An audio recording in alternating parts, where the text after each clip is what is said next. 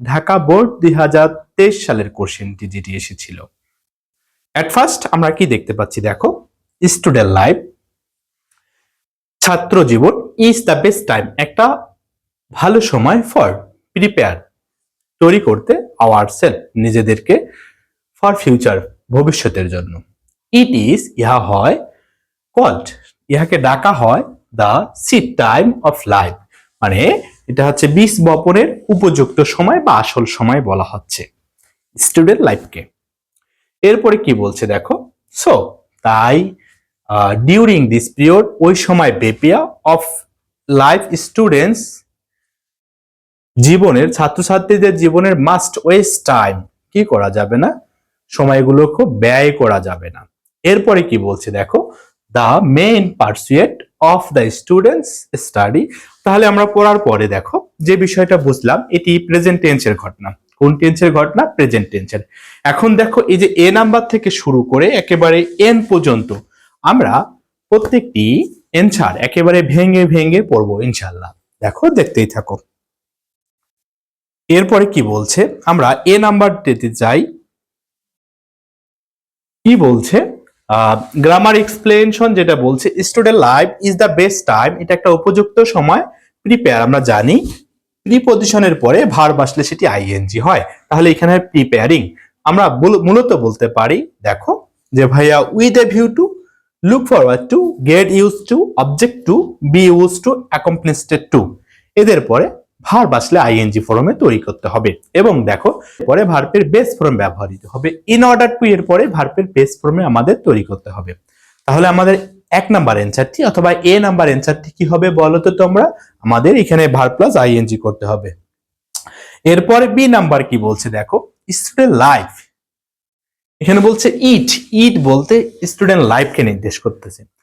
এখানে ইট বলতে student life, এটা হচ্ছে ইনঅ্যাক্টিভ সাবজেক্ট। সাবজেক্টটি যখন ইনঅ্যাক্টিভ হবে, সাবজেক্টটি যখন নিজে নিজে কাজ করতে পারবে না, তখন আমাদের প্যাসিভ মোডে অ্যানসারটি করতে হবে। দেখো প্রেজেন্ট টেন্সের ক্ষেত্রে প্যাসিভ মোডের স্ট্রাকচারটি হলো সাবজেক্ট বসবে, বি ভার্ব বসবে, প্লাস ভার্বের বি থ্রি ফর্ম বসবে এবং বাই মাঝে মাঝে বসে অথবা উইথ বসে, এরপরে অবজেক্ট। কন্টিনিউয়াস টেন্সের ক্ষেত্রে কি বলছে ভাইয়া, সাবজেক্ট বি ভার্ব, এরপরে বিং নিয়ে আসতে হবে, এরপরে ভার্বের বি থ্রি ফর্ম। এবং আরেকটি যেটি রয়েছে পারফেক্ট টেন্স, পারফেক্টের ক্ষেত্রে সেটা প্রেজেন্ট হোক, পাস্ট হোক এবং ফিউচার হোক, যেই পারফেক্ট হোক না কেন মাথায় রাখতে হবে আমাদের ভার্বের সঙ্গে ভি থ্রি ফর্ম এবং বিন যুক্ত করে দিব আমরা। ওকে, তাহলে এখানে অ্যানসারটি হবে কি দেখো, ইট ইজ, তাহলে ভাইয়া এখানে আমাদের দিতে হবে কল্ড। যখন কল্ড অ্যানসারটি লিখবো তখন সাবজেক্টটি হবে ইনঅ্যাক্টিভ, কারণ সাবজেক্ট এখানে নিজে নিজেই কাজ করতে পারবে না। এরপরে যাও কি বলছে দেখো, সো তাই, সুতরাং, হ্যাঁ, ডিউরিং দিস পিরিয়ড, ওই সময় বেপিয়া অফ লাইফ স্টুডেন্ট, ছাত্রদের জীবনে মাস্ট। এখন দেখো মাস্ট নট, মাস্টই হলো এখানকার মডাল ভার্ব। আমরা জানি মডাল ভার্বের পরে ভার্বের বেস ফর্ম ব্যবহার করতে হবে। আবার অপর দিকে মডাল ভার্বের পরে যখন আমরা বি নিয়ে আসব তখন ভার্বের ভি থ্রি ফর্ম করে দিব। আবার দেখো মাস্টের পরে অথবা মডাল ভার্বের পরে যখন হ্যাভ যুক্ত করব তখন ভার্বের ভি থ্রি রূপে আমাদের বসাতে হবে। তখন যখন বি এবং হ্যাভ যুক্ত করব তখন সেটি হয়ে যাবে প্যাসিভ মোডে অ্যানসার। ওকে, যেহেতু এখানে অ্যাক্টিভ মোডে রয়েছে সেহেতু আমাদের অ্যানসারটি করতে হবে মডাল ভার্বের পরে ভার্বের বেস ফর্ম ব্যবহার করতে হবে। এরপরে দেখো কি বলছে, the main pursuit of the students, আমরা জানি প্রিপজিশনের পূর্ববর্তী সাবজেক্ট অনুসারে ভার্ব ব্যবহৃত হয়। ওকে, দেখো প্রিপজিশনের পূর্ববর্তী সাবজেক্ট অনুসারে ভার্ব ব্যবহৃত হয়। প্রিপজিশনের পূর্ববর্তী সাবজেক্টটি যখন সিঙ্গুলার হবে তখন ভার্বটিও সিঙ্গুলার হবে। আবার প্রিপজিশনের পূর্ববর্তী সাবজেক্টটি যখন প্লুরাল হবে তারপরে ভার্বটিও প্লুরাল হবে।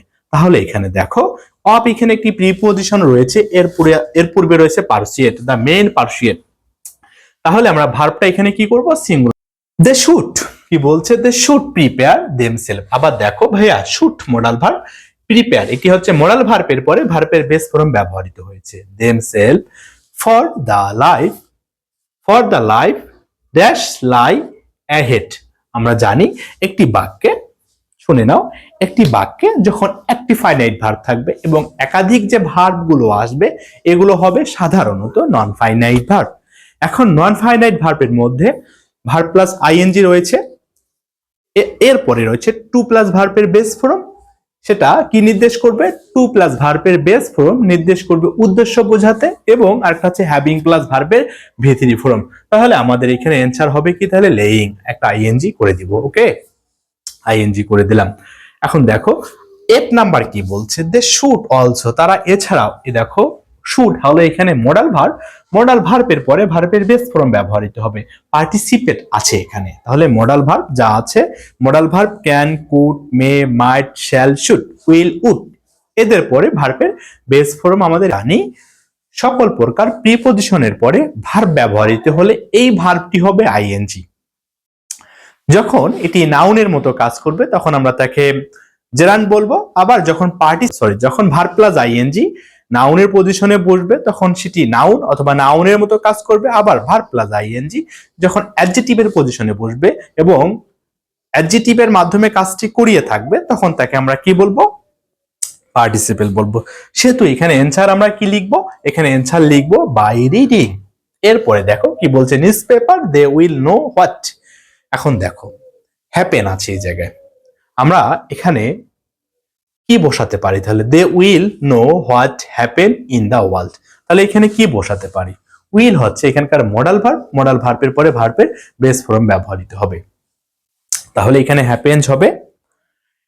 এরপরে দেখো when the country face, when the country face. তাহলে ভাইয়া দেখো এখানে দা কান্ট্রি যখন একটা দেশের কথা বলা হচ্ছে উইথ এ ন্যাচারাল ক্লাইমেটি, তাহলে ভাইয়া ডিপ এক্সপ্লেনেশনটা কি বলছে? যখন সাবজেক্টটি ইনঅ্যাক্টিভ হবে, কি হবে বলতো? ইনঅ্যাক্টিভ হবে। সেটা যদি ইনডিফিনিট টেন্স হয় এবং সেটা যদি প্রেজেন্ট ইনডিফিনিট টেন্স হয়, আমরা দেখো the country third person singular number, এর জন্য ভার্ব হিসেবে এখানে ইজ ব্যবহার করব, ইজ ফেসড, ইডি যুক্ত করে দেব ভার্বের 3 নাম্বার রূপে, যেটা বলা হয়। এরপরে দেখো কি বলছে, হোয়েন দা কান্ট্রি যখন একটি দেশ, ফেস এটা তো পড়লাম, উইথ এ ন্যাচারাল ক্লাইমেটলি দে শুড, অবশ্যই ভাইয়া শুটের পরে ভার্বের কি ফর্ম ব্যবহৃত হবে? Base form. তাহলে এখানে আমরা মেক ইউজ করব, ফরওয়ার্ড। হ্যাঁ, উইথ এ ভিউ টু, আমরা জানি উইথ এ ভিউ টু আসলে, লুক ফরওয়ার্ড টু আসলে, be accompanied to, be accompanied with, এগুলো আসলে ভার্ব প্লাস আইএনজি আমাদের অ্যান্সারটি করতে হবে।